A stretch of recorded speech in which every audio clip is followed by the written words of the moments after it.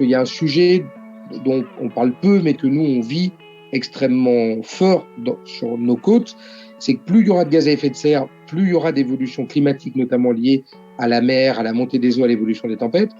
Et notre territoire, notamment le sud de l'île d'Oléron, est un des coins d'Europe de l'Ouest qui recule le plus aujourd'hui dans sa montée des eaux.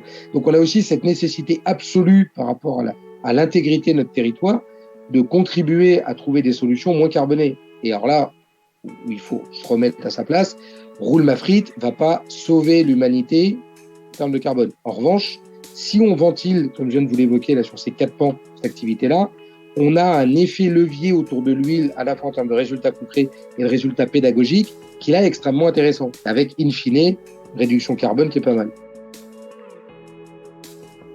Et si on utilisait l'huile de friture usagée pour en faire du carburant ? Voilà une idée qui fait sens quand on sait que 170 millions de litres en sont utilisés chaque année dans la restauration. Une solution qui pourrait même devenir légale si un amendement voté en juillet à l'Assemblée nationale était confirmé par le Parlement.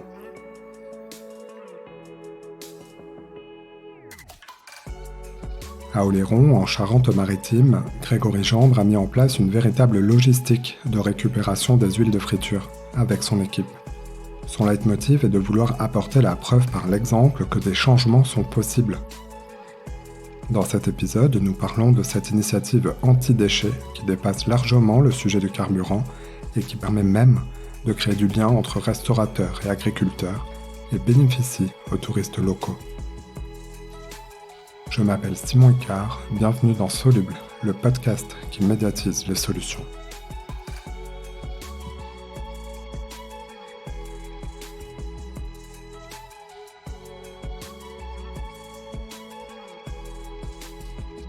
Bonjour Grégory Gendre.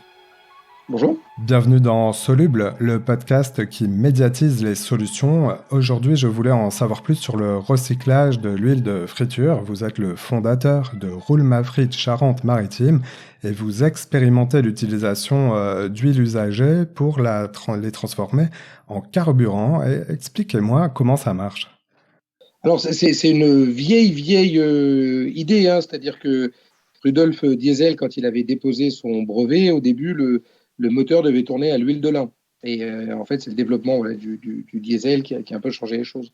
Donc nous, on s'inscrit dans un continuum, en fait, qui a commencé au début, même fin des années 90, avec un premier réseau qui s'appelait le réseau Pétale, qui était à travers la France, en fait, représenté par différentes personnes structurées en association et qui, pendant des années, ont tourné avec un camion qui s'appelait le camion Pétale et qui tournait en France, partout, pour faire des adaptations sur les moteurs pour utiliser à l'époque de l'huile végétale, en fait, qui venait principalement du monde agricole où le tourteau, colza, tournesol, était pressé pour nourrir les bêtes et donc l'huile ainsi récupérée alimentait les tracteurs. Et au début des années 2000, un monsieur à Marseille qui s'appelle Christophe Houdelin a monté une association qui s'appelle Roule-ma-frite. Donc le vrai papa de Roule-ma-frite, c'est lui, monsieur Houdelin, en disant utiliser de l'huile à la place du diesel, c'est super pour plein de raisons qu'on commence à connaître à droite à gauche, questions géopolitiques, questions d'émissions de gaz à effet de serre, etc.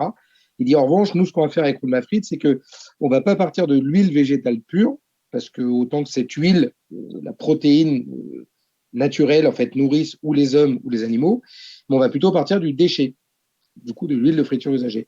Et c'est ce déchet-là que on va réutiliser, logique de recyclage, pour mettre à la place d'eux.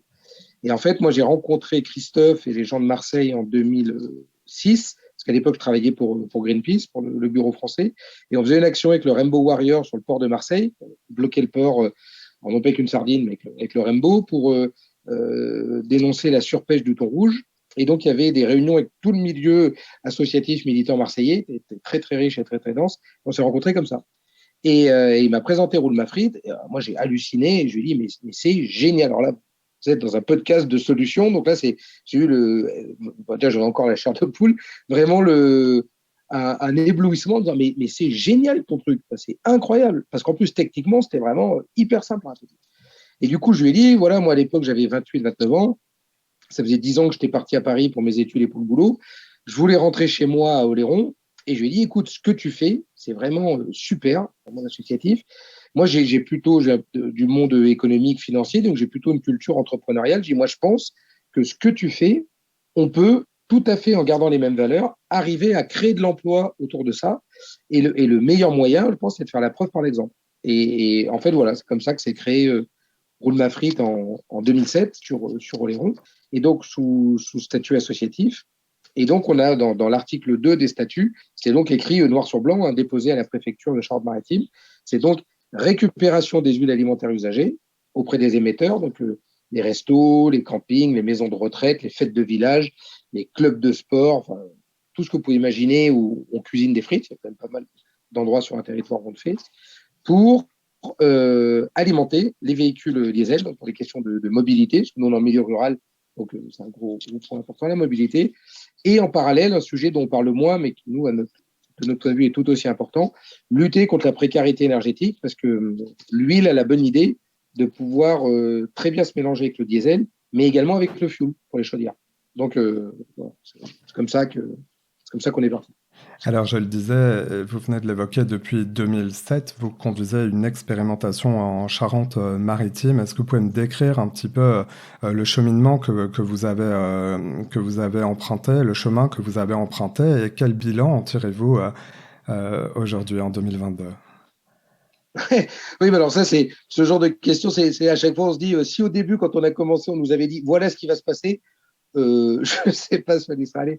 Non, mais c'est une aventure, bah, c'est 15 ans déjà, donc 15 ans de vie, c'est hyper dense. Voilà, c'est un moment de vie, c'est un gros moment de vie collectif. Parce que moi, bon, je suis là, je suis un peu la tête de gondole, parce que c'est souvent moi qu'on voit dans les médias, machin, etc. Mais c'est un vrai boulot à la fois du côté de l'équipe salariée, à la fois du côté des administrateurs, à la fois du côté de nos adhérents, qui ont toujours joué le jeu, et puis du côté de la société. C'est-à-dire que quand on s'est créé en 2007, il faut se rappeler un peu quel était le contexte et la situation de l'époque. Hein. C'est-à-dire que nous, on s'est créé quasiment un an et demi jour pour jour avant Lehman Brothers, pour ceux qui s'en rappellent.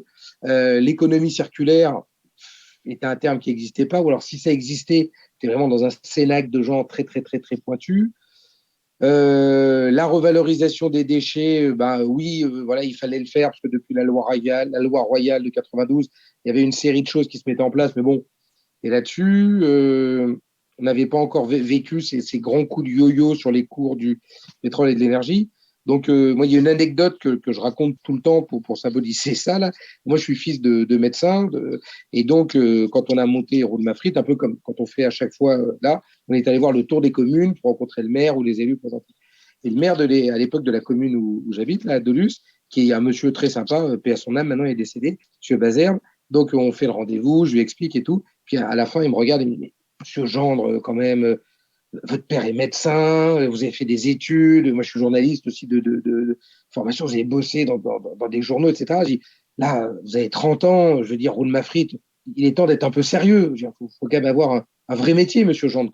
Et je trouvais ça hyper drôle, en fait, à l'époque. Parce que lui, pour le coup, ses deux gamins sont comptables, on a des cabinets avec tout pignon sur rue qui bossent bien. Et ce que je lui dis, je dis, mais si vous voulez qu'à un moment donné, des gens comme vos enfants aient du travail, il faut que des entrepreneurs comme nous explorions et inventions de nouvelles choses parce que sur quelle est la situation aujourd'hui, si on tend le fil et de manière un peu prospective, demain, peut-être que ce déchet, qui aujourd'hui, entre guillemets, enfin, vulgairement, pardon, emmerde tout le monde, parce que c'était vraiment le cas de l'huile en 2007, peut-être que demain, ça va faire quelque chose.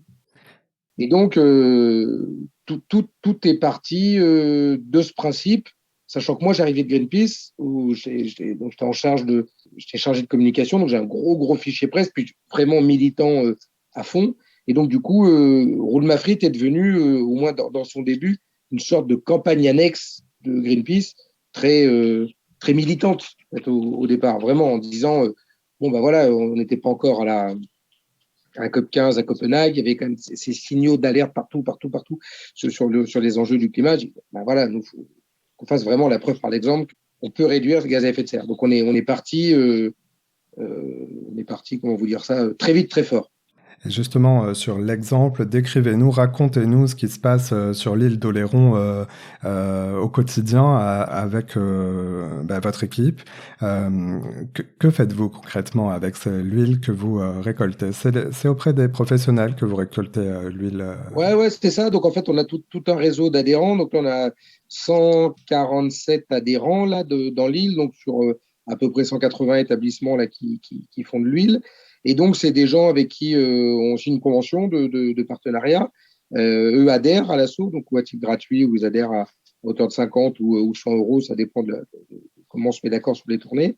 Et puis ensuite, on a une fréquence de passage et de collecte des huiles, c'est-à-dire que eux, restaurateurs, quand ils vident leur friteuse, du coup, ils conditionnent leur huile dans des bidons spécifiques. Et après, ils n'ont plus à s'en soucier parce que du coup, nous, on passe en bidon, donc on leur prend leur fût plein, on leur remet des fûts propres et on gère la traçabilité de leur huile. Et donc, on leur remet en fin d'exercice des bordereaux de collecte, parce que depuis 2012, ça fait partie des évolutions, les restaurateurs sont tenus vraiment de gérer leurs huiles. C'est-à-dire qu'en cas de contrôle, on prend leur facture, le service de l'État qui font ça, des DPP, et il dit, voilà, monsieur, vous avez acheté 100 litres d'huile, on considère qu'il y a 20 litres, la part des anges, c'est-à-dire c'est resté dans les frites, c'est tombé, machin, etc. Qu'avez-vous fait des 80 litres restants? Et donc, il faut que le professionnel, lui, soit en capacité de dire, eh ben, je me suis fait collecter par un opérateur donc, qui reçoit un agrément de la préfecture, donc l'agrément qu'on a. Mais là, nous, mais d'autres, il y a pas mal d'acteurs qui font ça. Et comme ça, le restaurateur, voilà, est clean. Donc, on s'occupe de ça. On travaille sur ce qu'on appelle le rendement énergétique, c'est-à-dire de faire des tournées, ben, c'est de la logistique, qui sont le plus remplies possible. Parce que l'idée, c'est de dépenser le moins d'énergie pour en récupérer le maximum. Et après, on a une station de filtration qui est basée sur le continent, donc pas sur Oléron. Oléron, pour celles et ceux qui ne connaissent pas, c'est là où on fait les huîtres Marraine-Oléron. Donc, il y a Marraine qui est sur le continent, Oléron qui est en face. Donc, on passe le pont et on va sur le continent. On a une station là, de 300 mètres carrés où là, les huiles, en fait, suivent un schéma relativement simple. C'est beaucoup de décantation, beaucoup. Ensuite, il y a une filtration. Très simple, nous, c'est très low-tech. Ce qu'on fait, c'est tant qu'on est dans ce contexte qui est illégal, parce qu'on est toujours depuis 15 ans dans quelque chose qui n'est pas légal. Ça, c'est quand même hyper important de le rappeler. Donc, on n'a jamais investi autrement que par des expérimentations et dans du gros matériel. Donc, là, on est vraiment sur des choses qui sont très simples. Et après, alors malheureusement, 95% ou 92% de ce qu'on collecte chaque année, du coup, quitte le territoire parce qu'on le vend à la filière industrielle, parce qu'on n'a pas d'autre choix aujourd'hui. Et nous, on garde toujours entre 5 et 10%. Donc, pour alimenter un de nos camions de collecte qui roule à l'huile, donc là, en ce moment, avec les grosses chaleurs, il roule à 100% à l'huile, donc là, pour faire la preuve par l'exemple. Et on a le véhicule de coordination de l'assaut, qui est un break Mercedes là, de 93, qui roule pareil à 100%, et dont on se sert pour les rendez-vous qu'on peut avoir avec le président ou l'équipe salariée, quand on fait l'éducation environnement, quand on va sur des salons, des trucs, des CIE. C'est un peu notre DeLorean à nous, là, pour ceux qui se rappellent de Retour vers le futur. Qui permet de montrer que c'est possible. Et il y a, alors là, j'ai arrêté de compter, mais pendant un temps, j'avais un carnet où j'ai noté le nombre de fesses qui s'étaient posées sur le siège passager pour tester. On est arrivé à je crois qu'on est passé la barre des 480 fesses. Alors, vous démontrez que c'est possible d'utiliser ces huiles végétales comme un biocarburant. Est-ce que c'est possible pour toutes les motorisations, pour tous les moteurs, où il y a des contraintes indépassables? Non. Alors là, aujourd'hui, quasiment plus. C'est-à-dire que quand on a commencé en 2007, il y avait, allez, on va dire, 80% du parc automobile qui pouvait fonctionner à l'huile. Là, aujourd'hui, je ne sais même pas si c'est 5%. Donc, du fait de l'évolution technique, en fait, des moteurs, des injecteurs, etc. Donc, pour la partie on va dire, de la vulgarisation, qui est la décantation la plus simple de l'huile. Ensuite, après, sur l'autre biais, qui là est la filière qui est plus industrielle, sur laquelle on ira, là on attend que l'amendement pour mettre le go, c'est grâce à une boîte allemande qui s'appelle HYDAC, Hydac, qui commercialise un produit qui s'appelle le FAM, qu'on a testé, qui est un appareil de dialyse. Et en fait, là, c'est extrêmement intéressant. Donc, un des clients d'HYDAC, par exemple, c'est EDF, parce que le principe du FAM, c'est d'arriver à soutirer l'eau, donc l'eau visible et l'eau invisible, qu'on trouve dans les réseaux, dans les circuits, dans les huiles, pour assurer leur pérennité. Parce qu'en fait, l'eau, qui d'un côté est source de vie, comme tout le monde sait, et de l'autre riche en acides, notamment dans l'huile. Ce qui fait que nous, si on veut gagner en neutralité, il faut absolument qu'on arrive à enlever cette eau. Et donc, avec cette machine-là, IDAC, on est passé, donc on l'a fait sur une cuve de 1000 litres, de 900 ppm d'eau, donc les parties par million au départ, qui est à peu près le niveau standard de ce qu'on récupère sur une tournée d'huile lambda. Et après 12 heures de dialyse, on est descendu à 247 ppm d'eau. Et là, ce qui est intéressant, c'est que quand on baisse la teneur en eau dans l'huile, de manière biochimique, il y a toute une série d'indicateurs également qui changent, les molécules évoluent. Et en fait, quand on regarde le résultat auquel on est arrivé grâce à IDAC, et quand on regarde les exigences de la norme, ce qu'on appelle les biocarburants, qui n'ont rien de bio d'ailleurs, hein, c'est le terme générique qui a été là-dessus, qui s'appelle la DIN, donc c'est la 14214, un peu technique, hein, mais c'est comme ça. Et ben là, on se rend compte qu'avec le matériel IDAC fonctionnant, on arrive au même résultat. Donc là, c'est extrêmement intéressant, parce que là, du coup, ça veut dire que si l'amendement passe, et si on peut aller sur une filière industrielle, donc ça veut dire un modèle économique, une viabilité financière, donc du coup des amortissements, enfin voilà, une logique entrepreneuriale sur le long terme en se dotant de ce type de matériel. Ça coûte pas extrêmement cher non plus, hein, mais il faut un petit billet à l'investissement. Là, pour le coup, l'huile qu'on sortira grâce à ce matériel-là pourrait être utilisée dans tout type de moteur.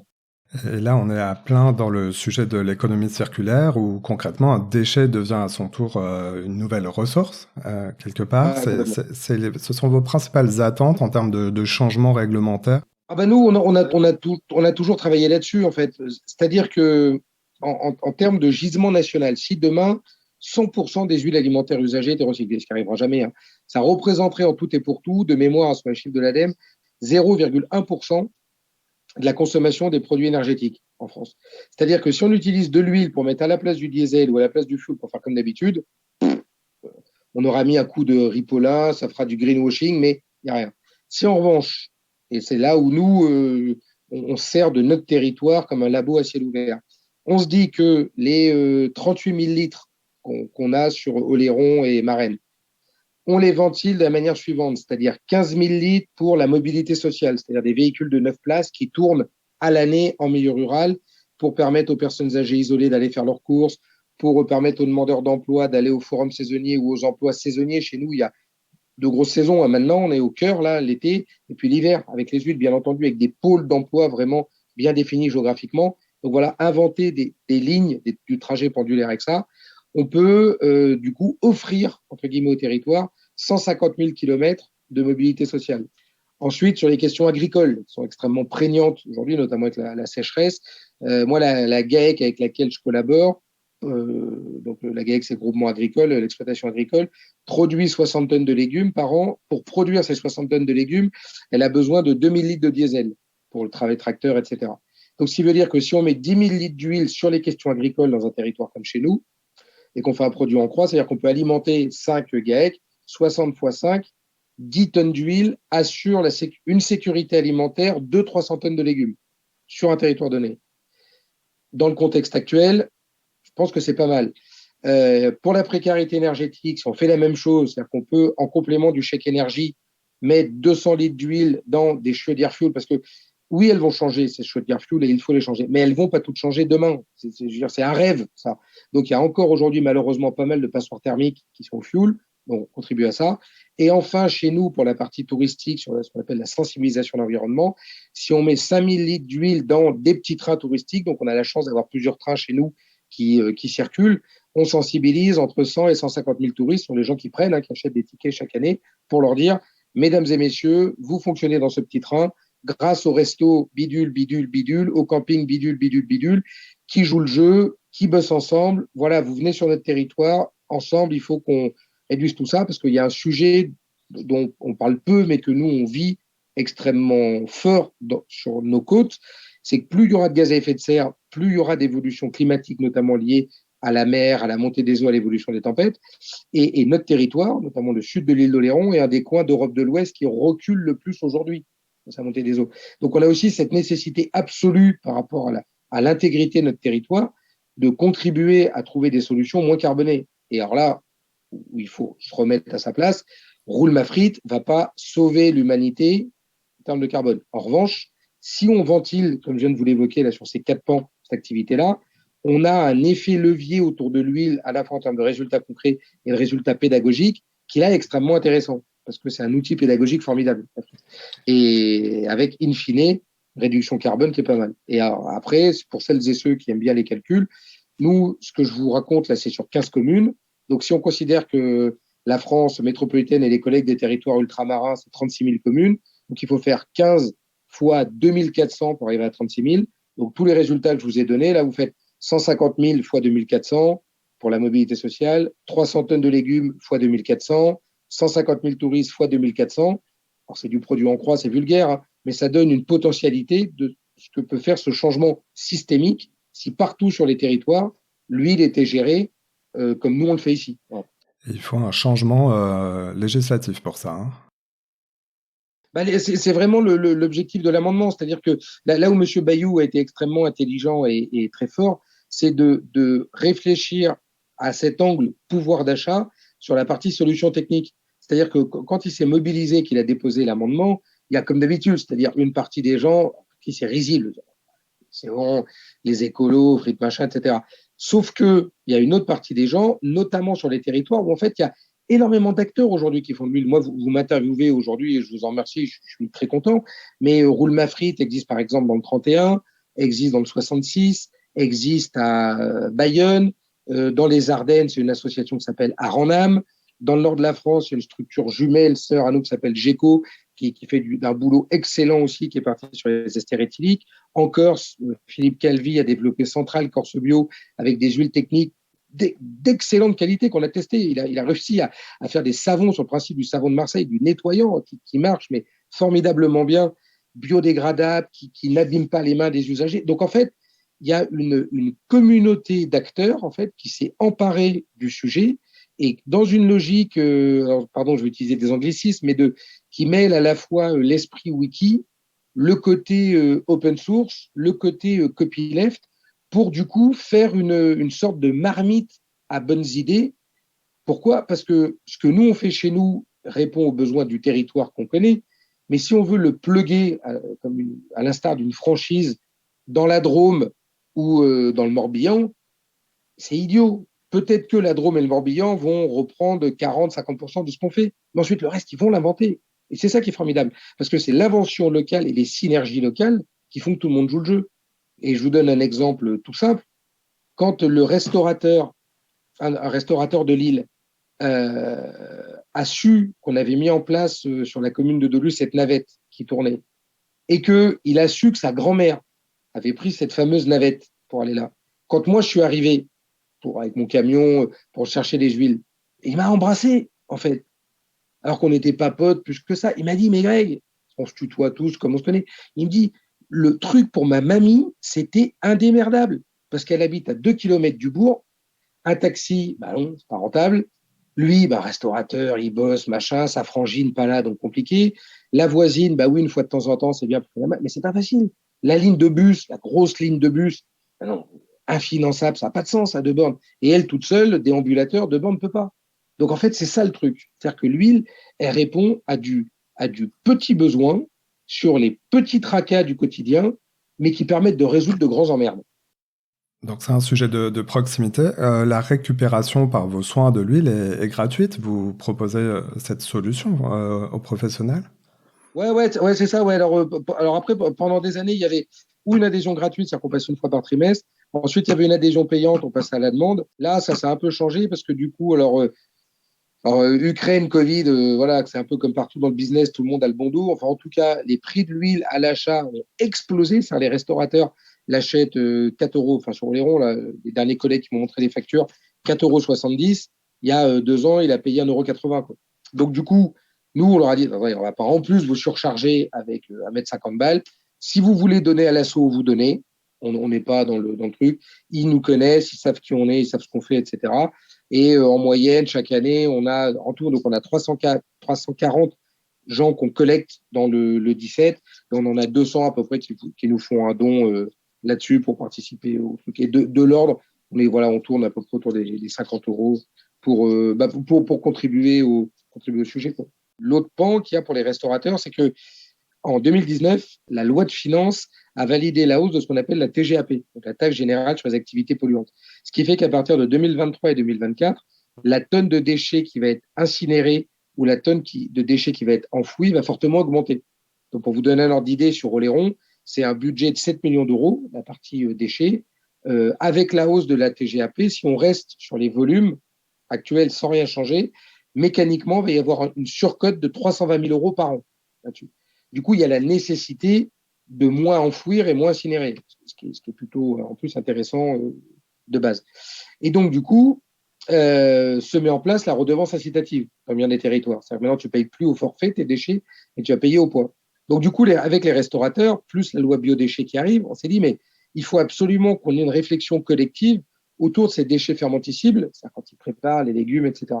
Et d'où l'intérêt du lien avec le monde agricole. C'est-à-dire qu'aujourd'hui, on a commencé avec certains restaurateurs, en plus de l'huile, on récupère des bacs dans lesquels ils mettent leurs déchets fermentescibles, qu'on apporte chez des agriculteurs avec qui on travaille, dont eux se servent pour faire du compostage en plein champ, parce qu'il y a aussi la nécessité absolue pour ces agriculteurs à avoir de l'amendement local. Parce qu'à un moment donné, alors, les bio moins, mais les conventionnels dépendent d'amendement qui est produit par du gaz.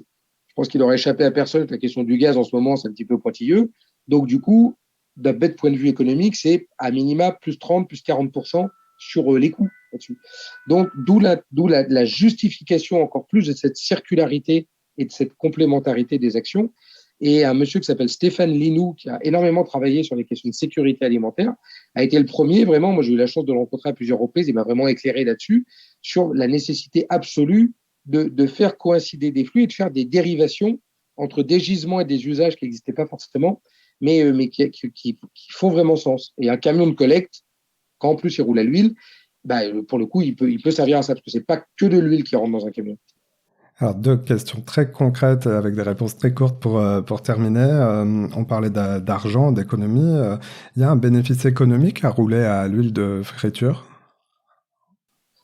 Pour nous, dans l'assaut, oui, parce qu'on le fait nous-mêmes. Donc, en fait, on roule à zéro au lieu de mettre du diesel au prix du diesel. Après, sur le coût réel de transformation, de décantation, d'amortissement, etc., il ne faut pas espérer non plus demain à réussir à produire de l'huile de qualité en dessous de 80 centimes, 1 euro le litre. Ça reste comme tous les produits qualitatifs, c'est-à-dire que ça ne se fait pas tout seul. Donc, il faut du matos, il faut des gens, etc. Donc, ça a un coût, c'est clair, mais qui sera toujours beaucoup moins important que le coût du diesel si on compte, alors déjà le coût du diesel en direct, plus les externalités négatives. Il ne faut pas oublier quand même que aujourd'hui, à ma connaissance, il n'y a encore aucun pays qui n'en a envahi un autre pour ses ressources en huile alimentaire usagée. Alors peut-être que ça viendra un jour, mais pour l'instant, on n'en y est pas. Et ce que je vous disais tout à l'heure, c'est dans ce qu'on appelle le rendement énergétique. Quand on fait une tournée de 100 km et qu'on récupère 700 litres d'huile, ce qu'on fait à peu près, que sur ces 700 litres d'huile, on arrive à en revaloriser, on va dire 600, ça veut dire que quand on dépense 10, on refabrique 600. Ce qui est extrêmement intéressant avec le système, nous, en fait, qu'on a vu sur le terrain, ce qu'on appelle le rendement énergétique. C'est-à-dire que quand on fait une tournée qui fait 100 km, on arrive à récupérer 700 litres d'huile en moyenne. Sur ces 700 litres d'huile, on va en revaloriser soit 600 litres. Donc, ça veut dire que nous, on dépense 10, on refabrique 600. Donc, si on fait un produit en croix, quand on dépense 1, on refabrique 60. Quand vous allez à la pompe, pour mettre 1 litre d'essence dans votre voiture, il a déjà fallu 1 litre pour le produire. Extraction, raffinage, transport, etc. Plus le contexte géopolitique. Donc, on est sur une économie de la proximité qui est beaucoup moins gourmande, beaucoup plus neutre en carbone que du produit hydrocarburé classique. Et sachant que ça, j'ai oublié de vous le dire, les huiles, si elles ne sont pas gérées, nous, c'est ce qui se passait sur Oléron quand on est arrivé, qu'elles étaient jetées dans les canalisations, ça coûte un pognon dingue pour déboucher notamment l'hydrocureur. Nous, avant qu'on arrive, c'était 20 000 euros par an que la collectivité devait dépenser d'hydrocureur sur Oléron. Là, depuis qu'on bosse, on est à peine à 2-3 000 euros par an. Et ma dernière question, elle peut faire sourire, mais je suis sûr que tout le monde se la pose en nous écoutant. Est-ce que ça a une odeur particulière? Est-ce que ça sent la frite quand on roule à l'huile végétale? Ouais, ça sent l'huile, ouais, un peu. Ouais. Ça, alors après, de toute façon, c'est un signe, hein. Plus ça sent l'huile, c'est que moins ça a été décanté, moins ça a été filtré, moins la miscibilité se fait bien. Après, quand on travaille, ce que je vous disais tout à l'heure, avec la solution IDAC, donc pas vraiment industrielle, le truc, là, pour le coup, ça sent rien du tout. Là, vraiment, et en plus, on est sur une huile qui est d'une beauté. Enfin, on a l'impression qu'elle est neuve, quoi. Vraiment, elle est jeune tellement elle a purée. Sur la décantation, la filtration artisanale, tel qu'on le fait là-dessus, ouais, il y a une petite odeur. Eh bien, merci beaucoup Grégory Gendre. Je rappelle que vous êtes le fondateur donc, de Roule ma frite en Charente-Maritime. Merci, Merci à vous. c'était passionnant. Et merci d'être passé dans Soluble. Allez, à bientôt. Voilà, c'est la fin de cet épisode. Si vous l'avez aimé, notez-le, partagez-le et parlez-en autour de vous. Vous pouvez aussi nous retrouver sur notre site internet csoluble.media. À bientôt.